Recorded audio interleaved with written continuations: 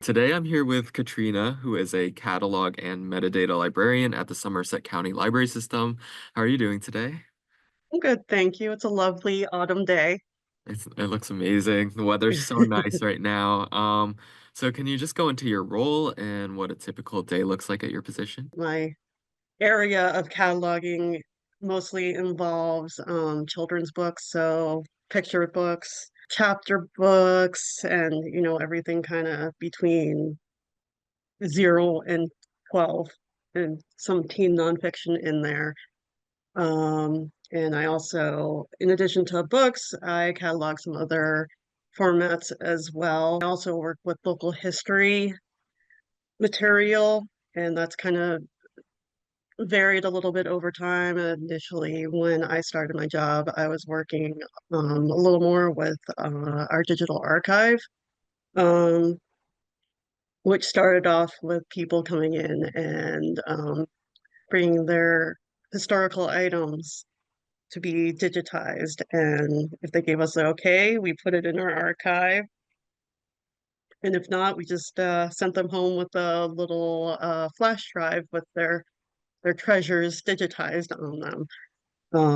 And now we're starting to go through what we actually have in our branches, and I'm going through and cataloging those and describing, uh, what they are. So as to help, maybe people doing genealogical research. I mean, I know I personally have a connection within one of the communities within Somerset County, so it's been kind of fun for me to see stuff that kind of connects back to my family. Well, it sounds like you have a lot of like different roles, a lot of different activities that you do for your job. Is there any like favorite thing that you love to do as a I librarian? l- I I love working with the local history stuff. Sometimes there's not much information on the item itself, so sometimes you go and do a little research, do a little mini deep dive, and I've learned so much about the different communities within Somerset County.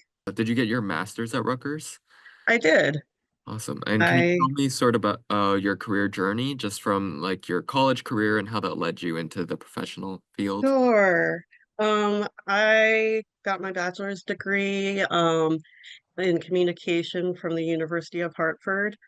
I had high hopes of going into broadcast journalism, but that's a difficult uh, field to kind of crack into, and you really kind of have to pay your dues and freelance and stuff like that.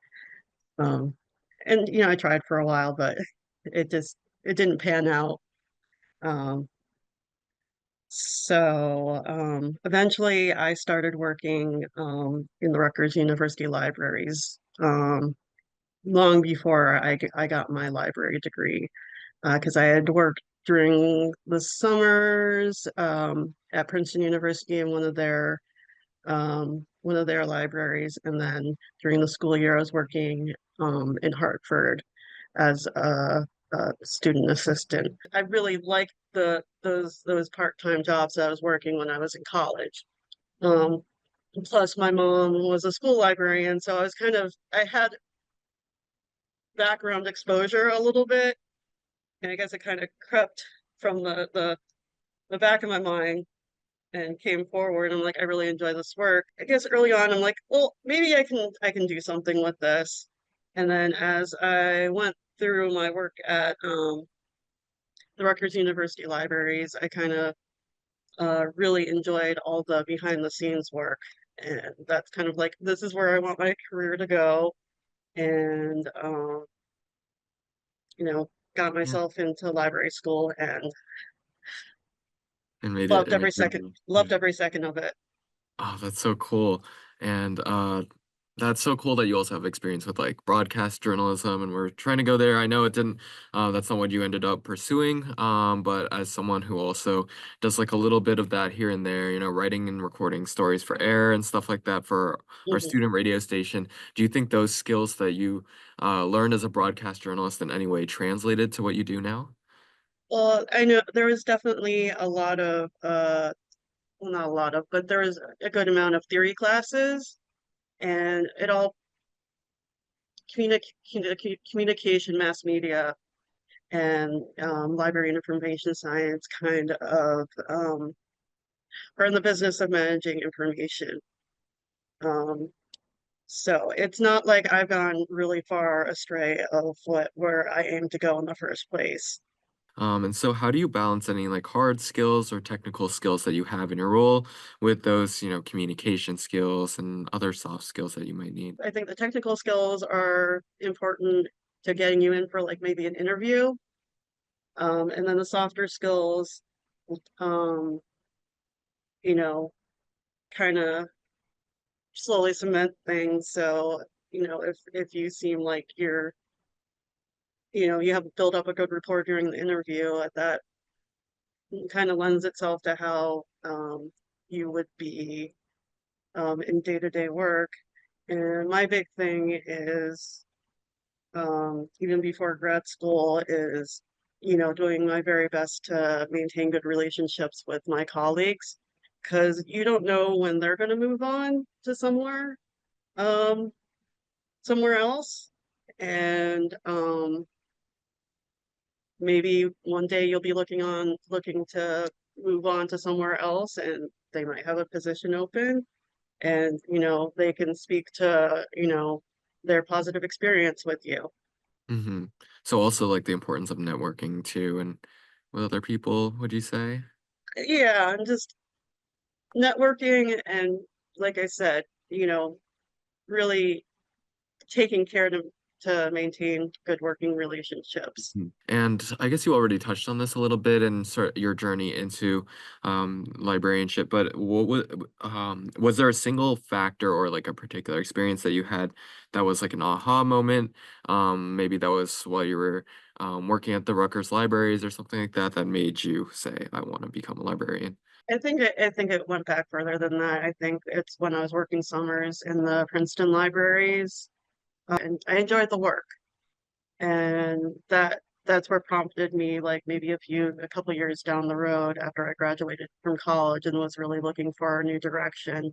That's what prompted me to apply to Rutgers, for a paraprofessional position. And Yeah. that really just kind of continued to develop my interest, and maybe kind of narrowed my interests down too. That's so cool. So what would you say was the biggest obstacle that you encountered in your career, and how did you go about overcoming it? I think the biggest obstacle, and probably continues to be the biggest obstacle, is that I don't know all the things, and I want to know all the things. So to overcome that, I do my best to take advantage of any professional development opportunities I can, whether they are free webinars, in-house training, or continuing education courses. So just taking advantage of the resources that are available to you is so important. Yeah.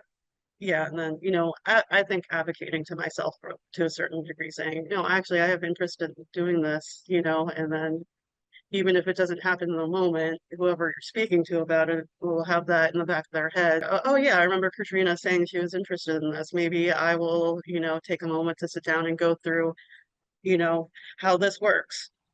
And what advice would you give to aspiring professionals in your field? I already touched on this, but maintaining good relationships with colleagues and others in the field. Um, Taking advantage of professional development opportunities when you can, as your time allows, as your leadership allows. Uh, and there can always be an interesting exchange of ideas, and you're able to pick up new skills to help you with your job.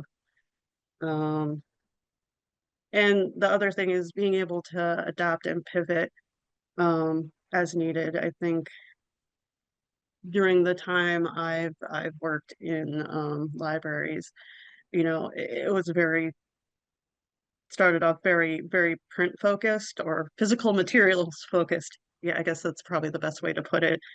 Um, and I've seen, as online resources have taken off. Like, I mean, databases have been around for a while, but just seeing how things kind of move online, um, more um, effort being put into to getting, ebooks and e-audio books in the collection, providing streaming media as well.